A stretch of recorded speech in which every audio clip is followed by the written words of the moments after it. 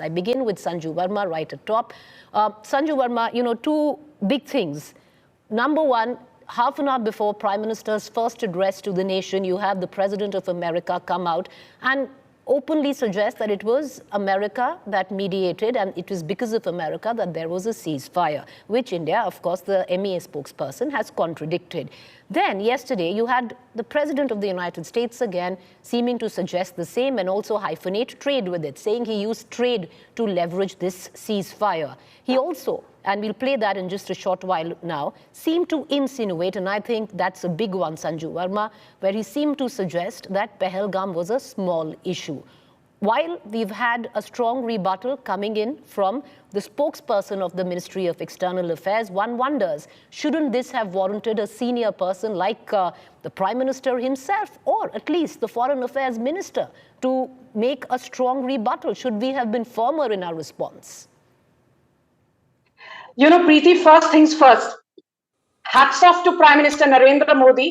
I would like to take your platform to once again congratulate Prime Minister Modi for setting in motion what I call and what many have called the Modi doctrine. Let's be very clear. India, the largest democracy in the world, brought Pakistan down to its knees, and Pakistan is a nuclear power as much as India, brought Pakistan down to its knees in less than 23 hours by paralyzing and shattering 11 of its air bases and air defense systems. Point number one. Prime Minister Modi could not have been more clearer. He said three very important things in his address to the nation 48 hours back. Trade and terror will not go together. Trade and talks will not go together. Water and blood will not flow together. And as Prime Minister Modi said, हमने एक लकीर खींची है, हमने एक लक्ष्मण रेखा खींची है, हमने एक नया पैमाना सेटअप किया है, and that नया पैमाना, that नई लक्ष्मण रेखा is this: an act of terror will be considered an act of war. And let me tell everybody out there, Preeti, to your show, who have been saying, oh, Indira Gandhi बनना आसान नहीं है. जी हाँ, इंदिरा गांधी बनना आसान नहीं है, because Indira Gandhi, despite the 1971 victory, lost everything by way of a lame duck Shimla agreement on the negotiating table in 1972 by completely succumbing to every ridiculous demand of Zulfikar Ali Bhutto. ये आपकी वही इंदिरा गांधी है who handed on a golden platter 93,000 Pakistani prisoners of war. But ये वही इंदिरा गांधी है who could not even get back 54 Indian prisoners of war who continue to rot in Pakistan. Sanju Verma, your time is up. Your fader is going to go down. I want to bring in the Congress spokesperson, Mahima Singh, into this conversation. Two things, Mahima Singh. Number one, we've seen this realignment of world order. Should we really take President Trump so seriously? He's the same person who, in the same speech, while equating India with Pakistan, also seemed to suggest that he's brokered peace between Russia and Ukraine. That hasn't quite happened. You've had Zelensky, who hasn't even addressed what President Trump said. So should we really take President Trump that seriously, number one? Number two, Mahima Singh, the fact is the Congress has constantly harped on third-party mediation. Let's hark back to 1965. What was the Tashkent Agreement? It was third-party mediation. Kargil War, what was it? It was third-party mediation. Jai Hind, Preeti, at the very outset, as you asked me about the third-party mediation and what happened in 65 and 71, I must remind you that Shimla Agreement was entered into 72, which the BJP spokesperson is very lightly talking about right now. So I want to ask a straight question, which the Congress has been asking for many days. Has the Shimla Agreement ceased to exist for this government? They should spell it out straight. Are we open to third-party mediations now? They should also tell us whether diplomatic channels between the two countries, India and Pakistan, have opened now. Now you're asking me whether we should take Mr. Trump seriously or not. Well, you tell me, Preeti, because just months ago we saw Mr. Prime Minister visiting the United States. We saw the halabaloo across the channels.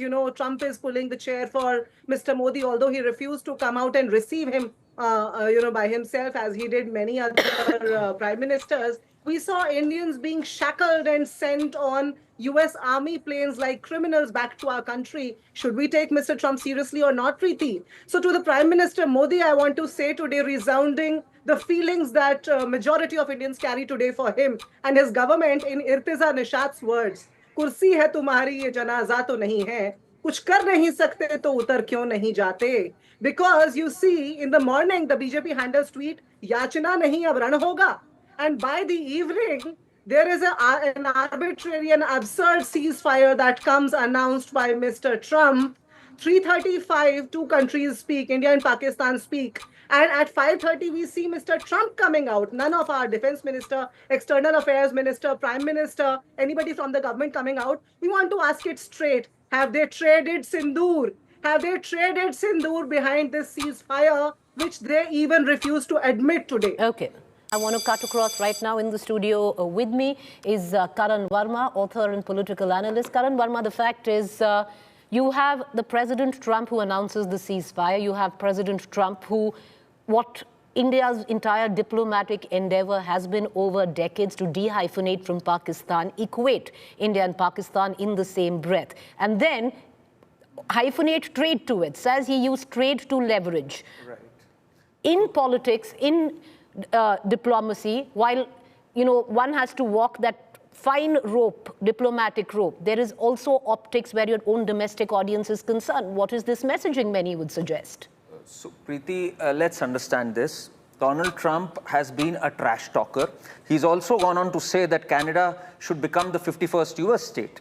He's also said that I have just brokered a peace deal between Russia and Ukraine, and that ceasefire, supposed ceasefire, I think lasted for 2 hours. So, people take that with a pinch of salt when Donald Trump speaks. Of course, as an Indian, I did not like what he said. I do not like India and Pakistan being spoken of in the same breath. We are a 4 trillion economy, one of the largest economies in the world, and there is a terrorist pauper state. So, of course, I take strong offense to that. But, in diplomacy, sometimes you leave the others with a bloody nose. Sometimes you have to deal with them with an iron fist in a velvet glove. In Donald Trump's case, I don't think it augurs well if Prime Minister Modi or the foreign minister reacts. What we've heard from the spokesperson of the MEA is enough. At the same time, we also, by the way, proposed retaliatory tariffs on steel and aluminium at WTO. So, our actions also speak with regards to that. Donald Trump, by doing this mistake, I think he's burnt his bridges and he'll become a laughing stock. And he's done that in the past, so that shouldn't come as a surprise. Using trade as a leverage, that also doesn't add up well. We export more to US, and even if we export more, it's like $40 billion. That isn't such a big leverage. So none of his claims actually stand the test of water. But what has happened here is the fact that India has struck Pakistan 20 times. 9 terror strikes and 11 air strikes. And that is what stands the test. What Prime Minister right now said, Prime Minister Modi isn't a trash talker. He needed some serious issues which he wanted to address. He did that. He spoke directly to the Indian people. And he also set up a message for the world that now the doctrine of defense for India has changed. Gone are the days when the air chief requested after 26/11 that we must strike Pakistan, and there was lack of political will. Today we have political will, we have a leader that walks the talk, and that is the need of the hour. Ashutosh, let me flip the same question to you. While optics mean a lot where your own domestic audience is concerned, ultimately diplomacy is a completely different game. So while, yes, many would suggest in chest thump and, claim that we needed to give a firmer, more befitting response to America, but, there is a diplomatic channel that India needs to follow, and ultimately our message has been delivered. See, Preeti, I think a lot of falsehood are being spread these days. And this falsehood has gone to the extent of even insulting Atal Bihari Vajpayee. People are talking about Kargil, there was an intervention by the Americans. Show me one statement from Bill Clinton or from the American administration of that point. I can tell you one thing very, very categorically because I covered that incident. Bill Clinton made it very, very clear to the Nawaz Sharif that Pak deliberately violated the LOC. And then he said, unless Pak troops gets out of the LOC, there will be no talk. And he was so firm that Nawaz Sharif had to fly to go to the Washington. And when Clinton wanted to talk to the Atal Bihari Vajpayee categorically told him, unless Pak leaves our territory, if he stays there even for an inch, I'm not going to talk to anybody. That was the firm message to the Americans. That was the firm message to the Nawaz Sharif. And look what happened. A joint statement came out. And what was the joint statement? Take concrete steps for the restoration of the line of control in accordance with the Shimla Agreement. That was the perfect defeat of Pakistan. India agreed. India was ready for the ceasefire. But when the Nawaz Sharif was on his knees, and Americans got the message. Here, Donald Trump is insulting India like anything. Not once, not twice, but 4 or 5 times. He has taken India for a ride. Why? Because we had gone to the America and said, let's vote for Donald Trump. When Donald Trump was contesting election, Bharat में उनकी जीत के लिए दुआएं मांगी जा रही थी, हवन किए जा रहे थे, पूजा किया जा रहा था, और लोग कह रहे थे मोदी जी का दोस्त है. ऐसा दोस्त होता है? अब मोदी जी अकेले में कह रहे होंगे, अच्छा सिला दिया प्यार का तूने मेरे प्यार का. Well, okay, all right.